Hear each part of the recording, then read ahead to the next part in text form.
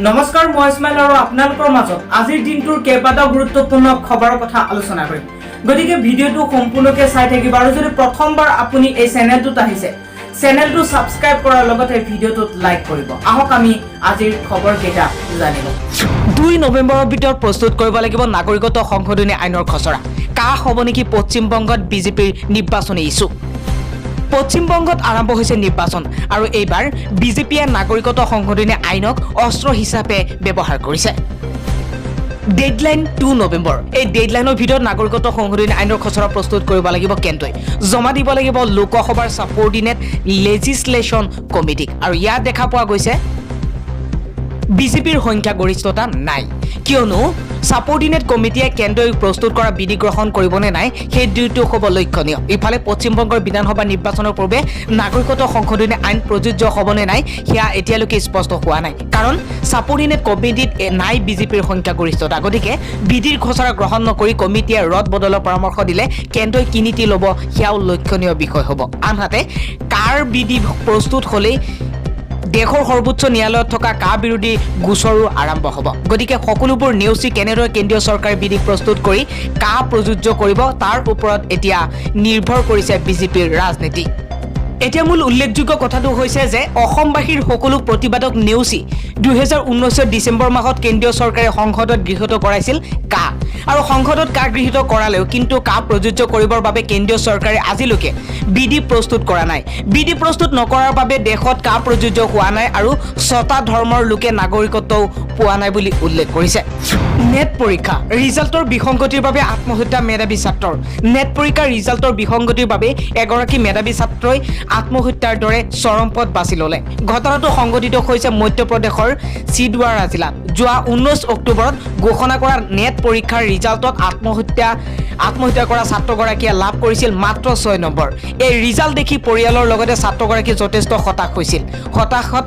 ভুগী ছাত্ৰজনে 20 অক্টোবৰৰ দিনা বাছি ল'লে আত্মহত্যাৰ দৰে এটা চৰম পথ এবাৰ বেঞ্চাৰ স্কুলৰ শিক্ষকলৈ এটা দুখবৰ কিয়নো মধ্য ইংৰাজী বিদ্যালয়সমূহৰ প্ৰায় 60% বিদ্যালয়ৰ শিক্ষকৰ আশাত চেঁচা পানী ঢালিছে শিক্ষা বিভাগে শিক্ষকৰ নাম তালিকা প্ৰকাশ কৰিবলৈ প্ৰস্তুতি চলোৱা খবৰ পোৱা গৈছে বিশেষ সূত্ৰৰ পৰা পোৱা খবৰ অনুসৰি আইনী মেৰ পেছত প্ৰাদেশিকৰণ প্ৰক্ৰিয়াৰ পৰা বাতিল হ'ব ৰাজ্যৰ প্ৰায় 8 শতাধিক মধ্য ইংৰাজী বিদ্যালয় 2016-17 বৰ্ষত ছাত্ৰ-ছাত্ৰী ন্যূনতম 30 গৰাকী নথকা 800খনতকৈ অধিক বিদ্যালয় চৰকাৰে ভাঙি দিয়াৰ পৰিকল্পনা কৰিছে ফলত 28 পৰা 30 বছৰ বিনা বেতনে শিক্ষকতা কৰা আশাত বন্দী শিক্ষকৰ মাজত তীব্ৰ প্ৰতিক্ৰিয়াৰ সৃষ্টি হৈছে মহা অষ্টমীৰ দিনাই কৰদাতাসকলৰ বাবে কেন্দ্ৰীয় চৰকাৰে এটা দিছে ভাল সুবিধা কেন্দ্ৰীয় চৰকাৰে আজি কৰদাতাৰ বাবে দিলে এটা বিশেষ সুখবৰ কিয়নো 2019-20 বিত্তীয় বৰ্ষৰ বাবে আয়কৰ ৰিটাৰ্ণৰ সময়সীমা বৃদ্ধি কৰিছে কেন্দ্ৰীয় চৰকাৰে এমাহৰ বাবে বৃদ্ধি কৰিলে এই সময়সীমা ইয়াৰ ফলত আয়কৰ ৰিটাৰ্ণ জমা দিয়াৰ শেষ তাৰিখ হ'লগৈ 31 ডিচেম্বৰ 2020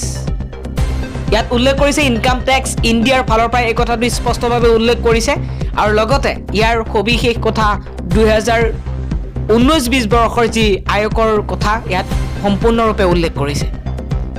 আৰু কেন্দ্ৰীয় প্ৰত্যক্ষ কৰ বৰ্ডে এই বিষয়ে জনাইছে জাননী জাৰি কৰি কৈছে যে এই বছৰৰ শেষ দিনটোৰ ভিতৰত 2019-20 বৰ্ষৰ ইনকাম টেক্স ৰিটাৰ্ণ জমা দিব পাৰিব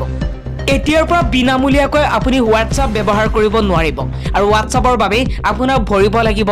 নগদ ধন আৰু দেখা পোৱা গৈছে বৰ্তমান সময়ত এক অন্যতম জনপ্ৰিয় মেছেজিং এপ হৈছে হোৱাটছআপ সমগ্ৰ বিশ্বৰ বৃহৎ সংখ্যক লোকে হোৱাটছআপ ব্যৱহাৰ কৰে আৰু পিছে হোৱাটছআপ ব্যৱহাৰকাৰীসকলৰ বাবে আছে এটা বেয়া খবৰ কিয়নো এতিয়াৰ পৰা আৰু বিনামূলীয়া হৈ নাথাকিব জনপ্ৰিয় মেছেজিং এপ হোৱাটছআপ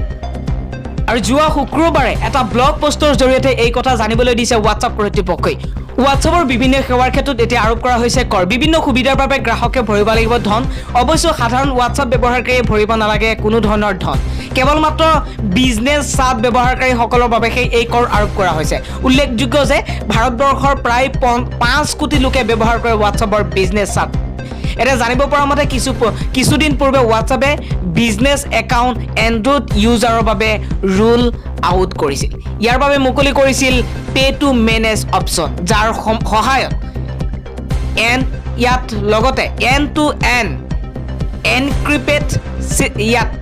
টেক্স উল্লেখ কৰিছিল আৰু লগতে ভিডিঅ' কলিঙৰ সুবিধা লাভ কৰিছিল গ্ৰাহকে